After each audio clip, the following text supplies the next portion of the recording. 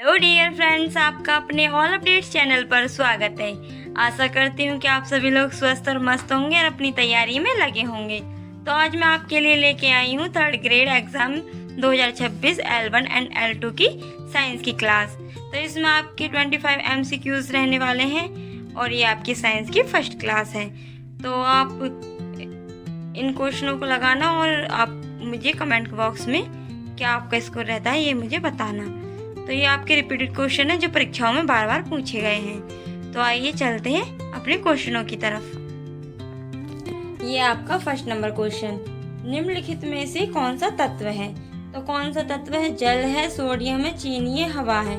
तो इसमें आपका करेक्ट आंसर रहने वाला है बी ऑप्शन, सोडियम।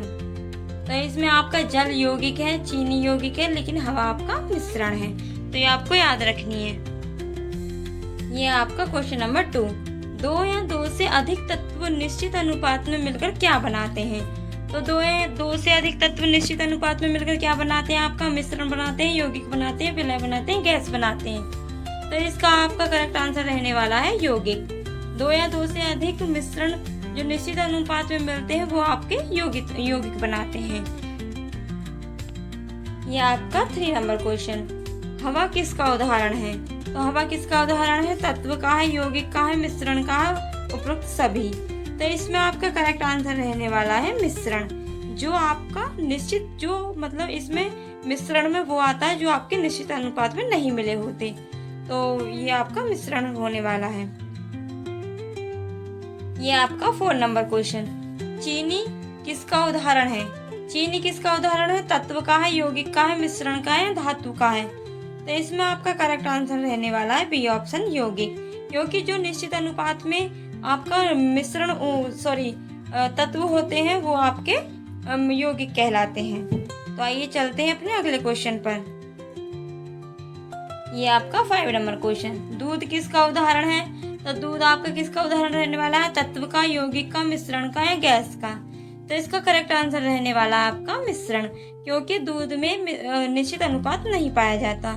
तो इसके लिए ये मिश्रण का उदाहरण है। यौगिक में आपके निश्चित अनुपात होते हैं और तत्व अपने आप में एक मतलब वस्तु होती है। तो ये आपको याद रखनी है।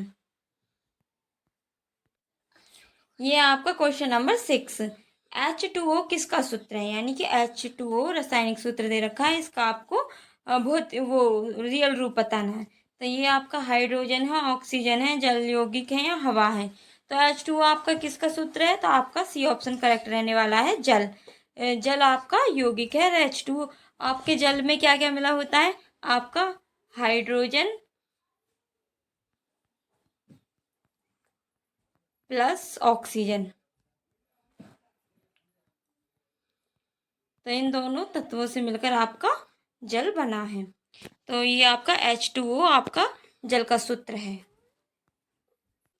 ये आपका 7 नंबर क्वेश्चन, निम्नलिखित में से शुद्ध पदार्थ कौन सा है? तो इसमें पीतल है, ऑक्सीजन है, हवा है, नमक का घोल है। तो इसका करेक्ट आंसर रहने वाला आपका ऑक्सीजन, क्योंकि ऑक्सीजन आपका शुद्ध रूप है। पीतल आपका मिश्रण है, ये दो तत्वों से बना है, तांबा एंड जस्ता। और हवा आपका मिश्रण है और नमक भी आपका मिश्रण है। तो ये आपको याद रखना है, नमक का घोल। आइए चलते हैं अगले क्वेश्चन पर। ये आपका 8 नंबर क्वेश्चन,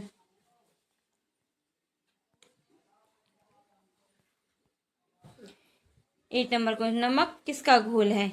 नमक का उदाहरण क्या है? मतलब NaCl नमक किसका उदाहरण है? तत्व का है, यौगिक का है, मिश्रण का है, विलयन का है। तो इसमें आपका करेक्ट आंसर रहने वाला है इसमें यौगिक, क्योंकि तत्व आपका स्वयं तत्व रहता है, यौगिक आपका मिश्रण रहता है जो निश्चित अनुपात में मिले होते हैं। मिश्रण आपका वो होता है जो आपके निश्चित अनुपात में नहीं होते, विलय आपका घोल रहता है। तो आइए चलते हैं अपने नेक्स्ट क्वेश्चन पर। ये आपका 9 क्वेश्चन, सोना का शुद्ध रूप कौन सा है? तो तत्व है, यौगिक है, मिश्रण है या विलय है। तो इसमें आपको साफ साफ दिख रहा है सोना अभी यहाँ पर किसी से भी मिश्रित या यौगिक में नहीं है। तो इसका करेक्ट आंसर रहने वाला है आपका तत्व। ए ऑप्शन आपका करेक्ट आंसर है। यह आपका 10 नंबर क्वेश्चन, वायुमंडल में सबसे अधिक पाई जाने वाली कौन सी गैस है? तो ऑक्सीजन है, कार्बन डाइऑक्साइड है, नाइट्रोजन, ऑर्गन है। तो आपका करेक्ट आंसर रहने वाला है नाइट्रोजन। वायुमंडल में सबसे ज़्यादा नाइट्रोजन गैस पाई जाती है। तो नाइट्रोजन गैस का अनुपात क्या है, कितने परसेंट पाई जाती है? तो 78% आपके नाइट्रोजन पाई जाती है। ऑक्सीजन आपकी 20%, 20 पॉइंट कुछ परसेंट। कार्बन डाई आपकी और ऑर्गन भी। सबसे ज़्यादा आपके वायुमंडल में 78% नाइट्रोजन पाई जाती है। ये है आपका 11वां नंबर क्वेश्चन। कार्बन डाइऑक्साइड का रासायनिक सूत्र है CO2। ये क्या है? तत्व है, यौगिक है, मिश्रण है, गैसों का विलयन है। तो ये आपका करेक्ट आंसर रहने वाला है आपका बी ऑप्शन, यौगिक। कार्बन में आपके निश्चित अनुपात में तत्व मिले होते हैं। तो ये आपको याद रखनी है। आइए चलते हैं अपने अगले क्वेश्चन पर। ये आपका 12वां नंबर क्वेश्चन। पीतल किसका मिश्रण है? तो पीतल किसका मिश्रण है? कॉपर प्लस टीन का, कॉपर प्लस जिंक का, कॉपर प्लस आयरन का, कॉपर प्लस लेड का। तो इसमें आपका करेक्ट आंसर रहने वाला है B option, copper plus zinc. Copper plus zinc से पीतल बनता है, जिसको हम ब्रास कहते हैं। ये आपको याद रखनी है। ये आपका 13वां नंबर क्वेश्चन। रक्त किसका उदाहरण है? तो रक्त किसका उदाहरण है? तत्व का है, यौगिक का है, मिश्रण का है, गैस का है। तो इसमें आपका करेक्ट आंसर रहने वाला है मिश्रण का। रक्त हमारा मिश्रण है। ये रक्त हमारे शरीर की सुरक्षा, मतलब कई कार्य में कार्य करता है। ये हमारे शरीर में ऑक्सीजन का परिवहन करता है और अपशिष्ट पदार्थों का निष्कासन करता है और हमारे शरीर की रक्षा करता है। ये आपको याद रखनी है। ये आपका 14वां नंबर क्वेश्चन। चीनी के जल में घुलने पर बनने वाला घोल क्या कहलाता है? क्या कहलाता है? यौगिक कहलाता है, विलयन कहलाता है, तत्व कहलाता है, धातु कहलाता है। तो इसमें यौगिक आपका मैंने बताया था कि जो निश्चित अनुपात में मिले होंगे वो आपके यौगिक कहलाते हैं। तत्व अपने आप में अपना एक पदार्थ है। धातु एक सॉलिड सॉलिड वो है चीज। तो इसमें आपका करेक्ट आंसर रहने वाला है विलयन। विलयन आपका चीनी के जल में घुलने वाला घोल कहलाता है। यानी कि चीनी में आप नमक भी पानी में चीनी घोलोगे तो वो दोनों मैश हो जाएंगे। बिल्कुल आपको चीनी का पता नहीं चलेगा, चीनी दिखाई नहीं देगी, वो एकदम उसमें घुल जाएगा। तो इसे हम विलय कहते हैं। नमक का घोल हुआ। तो ये सारी चीज़ आपके विलयन में आती हैं। आइए चलते हैं अपने अगले क्वेश्चन पर। ये आपका 15 number question. Carbon monoxide gas है CO। इसका रासायनिक सूत्र है CO। तो इसमें आपका क्या रहने वाला है? तत्व, यौगिक, मिश्रण या विलय। तो इसमें आपका करेक्ट आंसर रहने वाला है बी ऑप्शन। इसका करेक्ट आंसर है यौगिक। यह अकार्बनिक यौगिक है।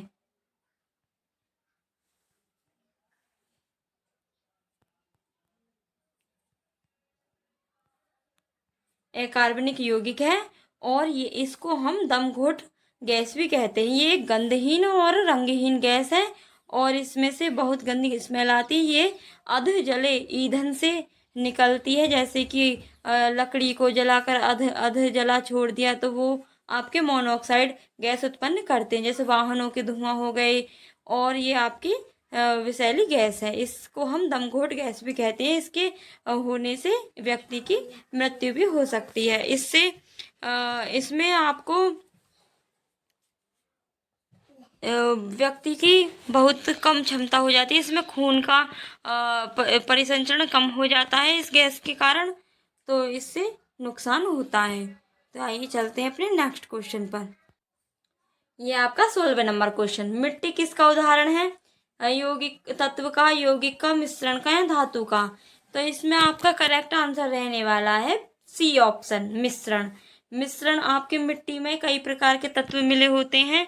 जैसे कि चिकनी मिट्टी हो गई, बालू, गाद, जैविक पदार्थ, छोटे छोटे पत्थर, कीटाणु और सूक्ष्म जीव, जल और वायु। इन सभी चीज़ों से मिलकर मिट्टी बनी होती है। तो इसलिए इसको हम मिश्रण कहते हैं और ये मिट्टी असमांग मिश्रण है। ये आपको याद रखनी है। ये आपका 17 नंबर क्वेश्चन। हीरा किस तत्व का रूप है? ऑक्सीजन का, हाइड्रोजन का, कार्बन का, नाइट्रोजन का। तो इसका करेक्ट आंसर रहने वाला आपका C ऑप्शन, कार्बन। कार्बन, हीरा कार्बन से बना है, ये शुद्ध तत्व कार्बन से का रूप है। और हीरा कार्बन तत्व का क्रिस्टलीय रूप है। ये आपको याद रखनी है। ये आपका 18 नंबर क्वेश्चन, स्टील किसका मिश्रण है? A option iron plus carbon, B option carbon plus zinc, C option tin plus copper, D option lead plus zinc. तो इसमें आपका करेक्ट आंसर रहने वाला है A option iron plus carbon. Iron को हम लोहा भी कहते हैं। तो लोहा आपका इसमें 98 से 99% रहता है, और आपका कार्बन रहता है 0.1% से 2%।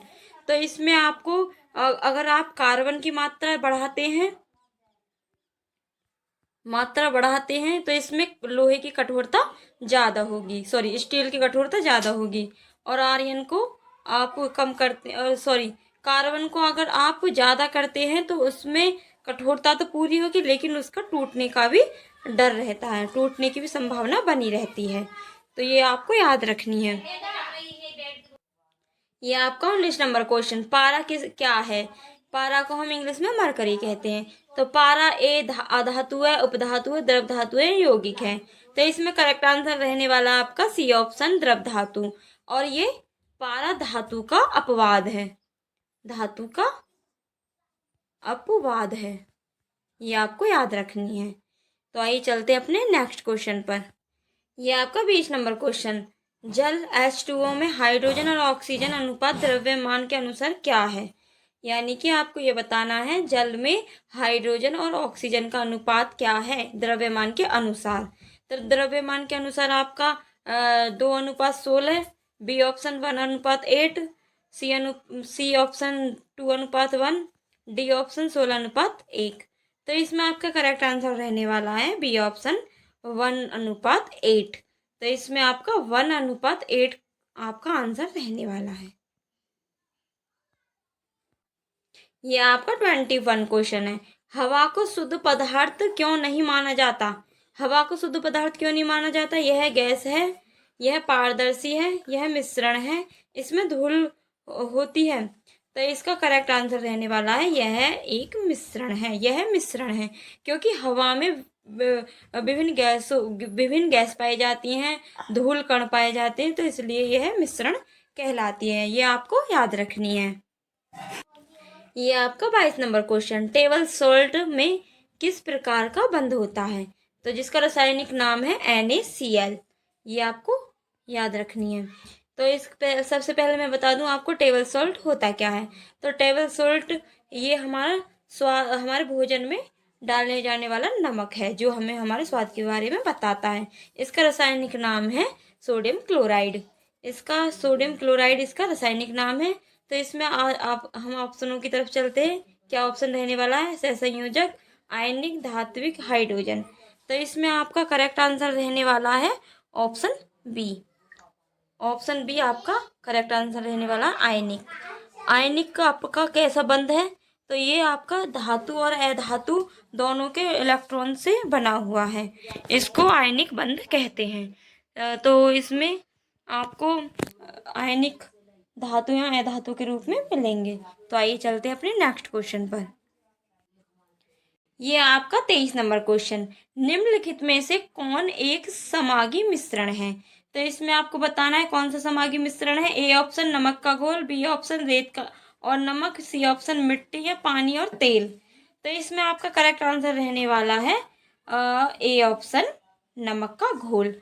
तो समागी मिश्रण के उदाहरण कैसे होते हैं? जो जैसे हम पानी में कुछ ऐसा पदार्थ मिलाएं जो हमें पानी में वो बिल्कुल घुल जाए, यानी कि विलय हो जाए, तो वो आपका नमक का घोल है। अगर रेत और मिट्टी मिलाएंगे, रेत और नमक मिलाएंगे तो आपस में ये तो सॉलिड है, ये तो दिख जाएंगे हमें।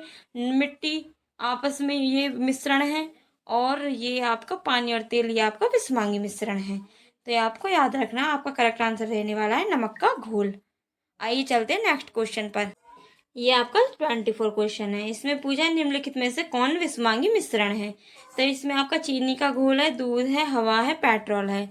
तो इसमें चीनी का घोल तो आपका समागी मिश्रण है, हवा आपका मिश्रण है, पेट्रोल आपका विषमांगी है, सॉरी ये आपका तत्व है, सॉरी लिक्विड है। तो ये आपका करेक्ट आंसर रहने वाला है इसमें आपका बी ऑप्शन, दूध। दूध आपका विषमांगी मिश्रण है, क्योंकि इसमें कई तत्व पाए जाते हैं, इसमें कोई भी चीज़ निश्चित अनुपात में नहीं है, तो इसका करेक्ट आंसर रहने वाला है दूध। तो आइए चलते अपने अगले क्वेश्चन पर। ये आपका 25 नंबर क्वेश्चन, लोहे पर जंग लगना किस प्रक्रिया का उदाहरण है? तो किस प्रक्रिया का उदाहरण है? भौतिक परिवर्तन, रासायनिक परिवर्तन, मिश्रण या तत्व? तो इसमें आपका करेक्ट आंसर रहने वाला है आपका बी ऑप्शन, रासायनिक परिवर्तन। यानी कि रासायनिक परिवर्तन वो है जो हमारी एक बार चीज मतलब परिवर्तन हो जाए तो वो अपनी उसी अवस्था में नहीं आती, जैसे कि लोहे पर जंग लगना या फिर दूध से छाय बनाना या दही बनाना, तो ये वापस अपनी उसी अवस्था में नहीं आ सकती। और जैसे कागज को जलाना, कागज जलकर मिट्टी लकड़ी को जलाना, ये आपकी अपनी उसी अवस्था में नहीं आती, तो इन्हीं को हम रासायनिक परिवर्तन कहते हैं। और ये आपका आज का लास्ट क्वेश्चन है। तो आपको ये वीडियो कैसी लगी मुझे कमेंट करके बताना, और आपका क्या स्कोर रहता है ये भी मुझे कमेंट करके बताना।